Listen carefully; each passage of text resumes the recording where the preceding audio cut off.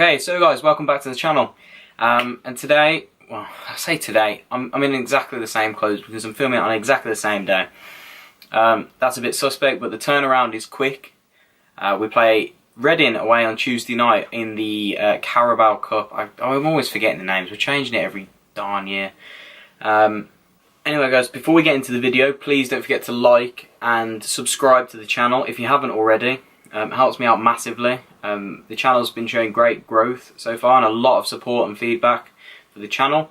But anything you'd like to see, leave it down in the comments below. And let me know what your thoughts and predictions are for the Reading game. Not the most important game, but we all want to see a cup run, don't we? Let's be honest. So let me know down in the comments below what you think. And let's get into the video with it. Carabao Cup, first round against Reading. I will be going. However, I wanted to talk to you today a little bit about what I think the team's going to be and just what we can expect really from the game and what I'm looking for. Besides a win, that'd be nice. So I want to talk about Reading in particular. They've not made a great start to life back in the Championship. I said back. They haven't made a great start to the season. 2 defeats on the bounce, and I watched them on the Friday night game against Derby last week, and for half the game I didn't think they were that bad. I know I've been heavily critical of Reading this season in my pre-match, in my review of the season, my preview of the season, and I just think that Tuesday night's going to be a strange one because they haven't made a great start to the season. They've lost. They lost the Friday night game against Derby 2-1, and I mean that was a cruel result because they lost in the last minute. For the most part, I think they deserved a point. And then, yeah, at the time of recording this yesterday, they lost to Nottingham Forest 1-0 away at Nottingham. So, and that's not an overly bad result again. Possibly similar start to us in many cases. A hard game yesterday, both away, which we both lost 1-0, but the difference is we managed to get a point, but we lost the lead in the last minute. So, very similar in a way, but I think this is going to be a game where both teams may rest a fair few players. I say a meaningless game. It's not meaningless, is it? Let's be honest. But, you know, a game where you don't want to be putting your full strength squad out, especially with Blues having another quick turnaround and having to play Friday night live on Sky against Swansea. So I'm expecting a fair few wholesale changes, and after Saturday's performance against Middlesbrough, I think there's 1 or 2 players need dropping anyway, maybe to freshen the squad up a little bit and to keep people on their toes. So a couple of things that I'd like to see differently in terms of the way we're playing. I thought we looked a little bit too deep at Middlesbrough. We allowed them to come at us.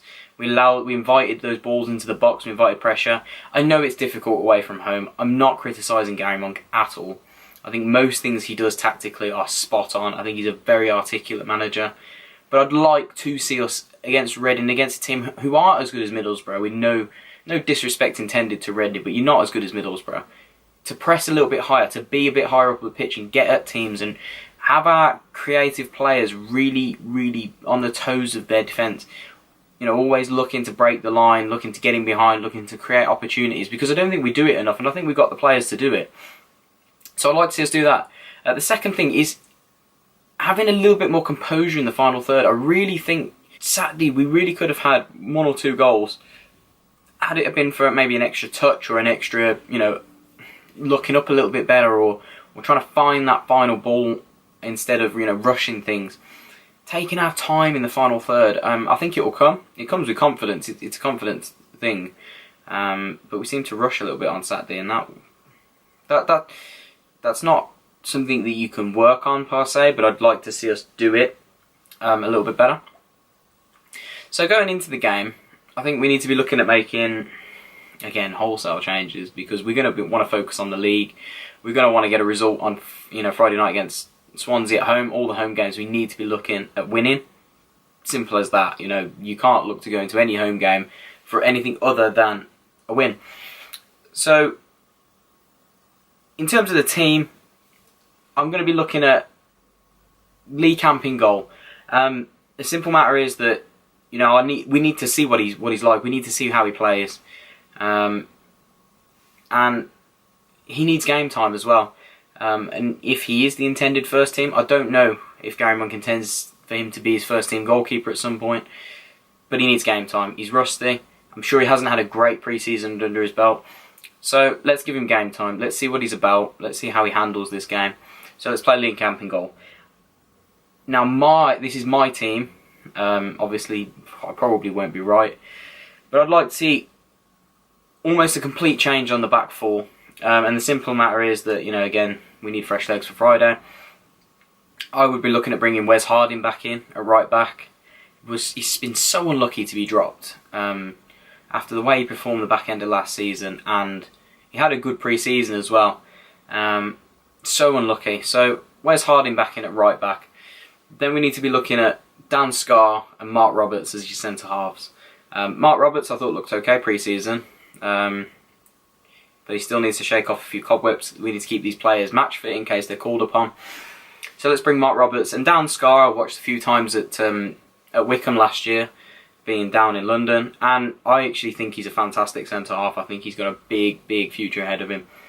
If he keeps on track, he's a strong lad. He's physical, but he's quick as well, and he's good with the ball. So let's see what he's like. See what he's about. So let's get those two in at centre half. Now the left back's a bit of a tough one for me because we're not blessed with lots of left backs. Technically, as the only natural left back is Pedersen at the minute because Grounds isn't coming back in. You can see that he's not coming back in. So it's either we play Pedersen again, but can he do Saturday, Tuesday, Friday? I would say that's risky. So I would look at bringing in Josh Dakers-Cogley at left back. Again, someone that's played regularly in pre-season. I think is a very good fullback. Still needs some games under his belt, and he still needs some match fitness and some game time to be ready in case he is called upon. So let's get those back that back four in for Tuesday night's game.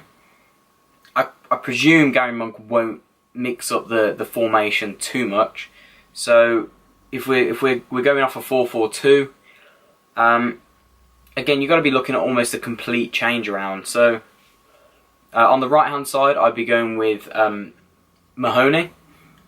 He played 20-25 minutes on Saturday, and he looked okay. He wanted to take his man on, and he did beat his fullback a few times and put in a dangerous ball. I'd like to see what he's like in a full 90 from the start, but again, this kid's a bit of an unknown quantity, but a little bit exciting, so let's get him in on the right. Now, central midfield for me is going to be a tough one. Craig Gardner now out with a suspension. Ndoye played on Saturday. It depends who he wants to play on Tuesday night in the middle of the park. I think it was interesting that Gary Gardner wasn't even on the bench on Saturday. And the reason for that is unknown. I would have presumed fitness. He's clearly not injured, so whether he plays or not, I would personally like to see a midfield two of Kieftenbeld and Gary Gardner, if they are both fit. But he could go with Ndoye because I don't think Ndoye will play against Swansea. Well, saying that, if Gardner's ban doesn't get overturned, Ndoye might have to, and this is exactly what I was talking about in strength in depth. You've now lost Gardner. You're now looking at, if Gary Gardner's not fit, this is getting confusing. You've only got Kieftenbeld and Ndoye as the two senior centre midfielders. So I'd like to play Kieftenbeld and Gary Gardner, presuming he's fit. Otherwise it's going to be Kieftenbeld and Ndoye. And then on the left, I'd like Viv Solomon. He's made a great impact so far, start of the season. Pre-season looked really good. So let's get him on the left for a little bit of pace. Those two wingers are going to be very direct. Get at their men early on. We need those players that are going to start causing havoc. I think it's time that Hotter had a rest. Been seeing a lot of criticism of him, so let's take him out of the limelight. Put him on the bench as an option. But let's get those two wide. And then, presuming he goes with the two up front, it's got to be Bogle up front. Again, I saw a lot of positives from him on Saturday when he came on. I know Brummy Joe was almost raving about him, saying how sharp he looked, how quick he looked. And I have to agree, he was a danger up front for us, and he looks good. So let's see him up front. And then the other striker is a tough one. It's a kind of game you'd have wanted Isaac Vassell to come back in and start getting up to match fitness, play 60 minutes, 45. But he's not ready, is he? So up front, you're going to want a senior player, aren't you? And you start looking at, do you bring in Bez Lubala? Kid's been with the first team all pre-season, came on against Norwich. Or do you trust one of your senior two to play Saturday, Tuesday, Friday? Now, in my personal opinion, I think he's going to go with Shea, and then take him off. But that's just what I'm thinking. So I would go with Bogle and Shea up front.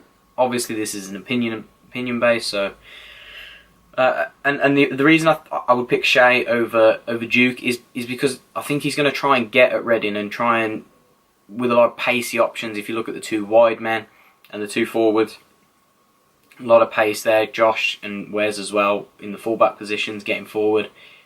Offers us a lot of pace and a lot of mobility in the final third. So that's my starting team. That's what I would go with. What I'm thinking from the game is, you just know it's going to happen. It's going to go to extra time. You can see it happen. It's going to be one of those horrible, turgid Tuesday night games at Reading where it's going to be a 1-1, for example. Blues probably could have scored 4 and don't, and then we'll take it into extra time and probably lose. No, honest opinion, I think Blues will win 2-1 in extra time. The simple matter is that I think the way Gary Monk sets up, I think he'll get the better of Paul Clement. And I think Blues this season have got the options when Vassell comes back as well to be very dangerous away from home. A lot of pace, a lot of ability. I'd like to see who the last loan is that we could get in, because we still have one player to loan if we want. My money is on another midfielder, but it could be anyone. It could be another forward, it could be a winger. A lot of people calling for a goalkeeper. But I think Blues have got a lot of ability to hurt teams on the road this year, a lot of pace. So